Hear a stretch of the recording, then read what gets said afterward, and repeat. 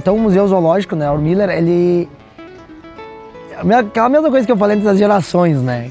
Quem foi das gerações anteriores ao ano 2000, o museu ele ficou ali até o ano 2008, se eu não me engano, 2007, quando ele vem aqui para a Rua da Ladeira. Então, é difícil perguntar para a criança que não passava no centro e entrava no museu para ver as peças que ali se encontravam. Terneiro de duas cabeças, a ossada da baleia, os macaquinhos, os pássaros empalhados. Então era uma coisa que era tradicional. Tu cruzava o centro, puxava a mãe e pedia para entrar ali dentro do museu.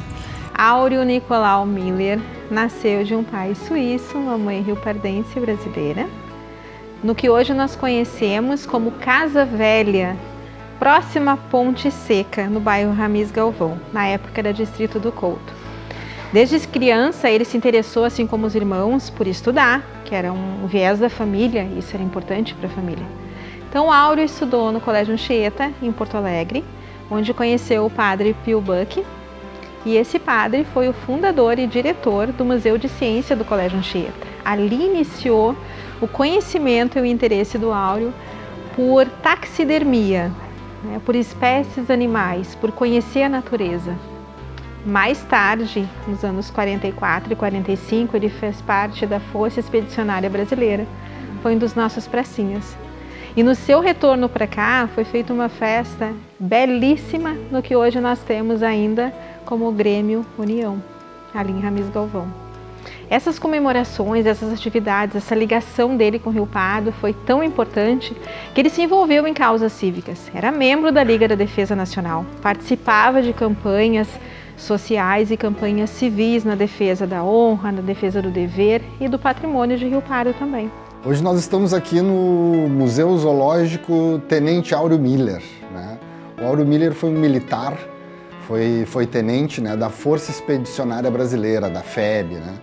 E ele tinha um grande sonho de criar um museu para difundir a cultura, a recreação e o turismo aqui no município de Rio Pardo. Por ser riopardense, né, ele se formou na URGS e ele dominava a técnica da taxidermia, que é a técnica de empalhar os animais.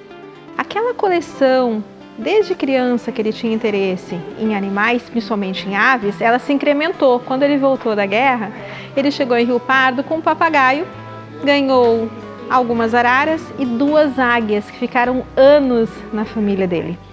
A irmã dele também tinha um sítio na qual fazia tanto a conservação dos animais em ambiente natural, quanto também taxidermia depois que esses animais morriam. Então empalhar esses animais era uma maneira de trazê-los afetivamente ainda junto com a família. E uma das coisas importantes do Áureo é que ele não ficou preso apenas naquela ideia de ter um museu ou ter um espaço de animais que fosse um espaço reduzido ao animal empalhado. Muito pelo contrário, o amor dele pela vida, pela natureza, era tão grande que ele proibia a caça de qualquer espécie de animais nas terras dele por onde ele passava. E a coleção do museu que nós temos hoje, o Museu Zoológico, ela se iniciou com essa coleção que ele chamaria de Museu das Aves, que era a maior parte dos animais que ele tinha como animais de estimação, né, como parte da própria família dele.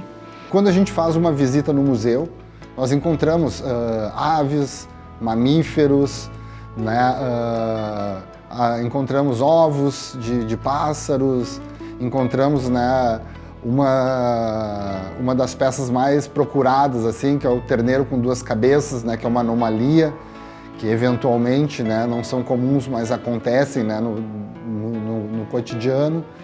E o museu hoje ele está realocado, então, na Rua São João 274.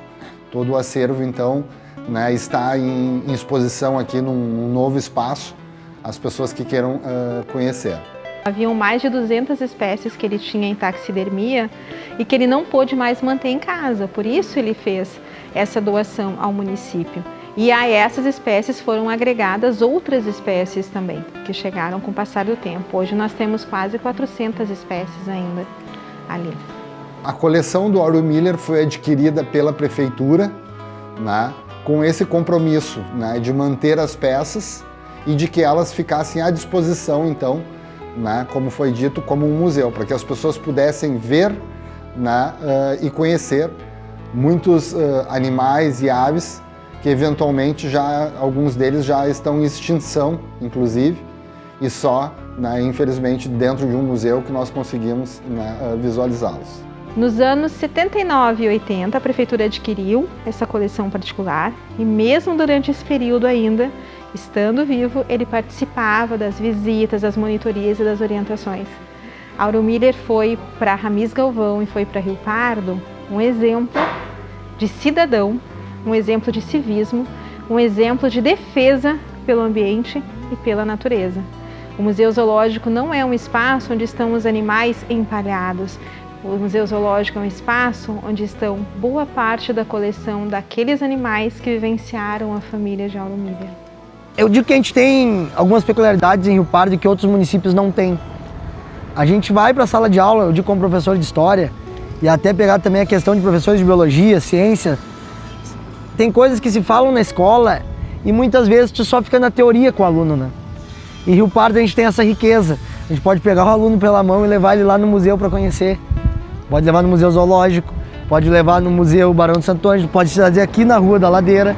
E imagina, o museu está fechado em torno de 4 anos, o Museu Zoológico.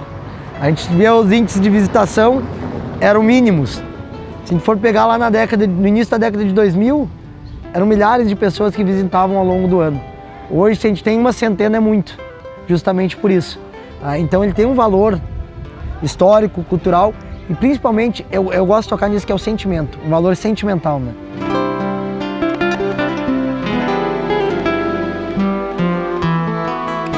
Lenda da Mula Sem Cabeça. Há muitos anos, no bairro Fortaleza, morava um americano, dono de algumas mulas. O estrangeiro costumava permanecer em frente à casa, observando os animais enquanto pastavam. Uma noite, um morador passava pelas proximidades, altas horas da noite, quando algo intrigante aconteceu. Ao olhar para uma das mulas, viu uma grande bola de fogo no lugar da cabeça. O homem ficou apavorado. No dia seguinte, ele mesmo se encarregou de contar a história da assombração para toda a Fortaleza.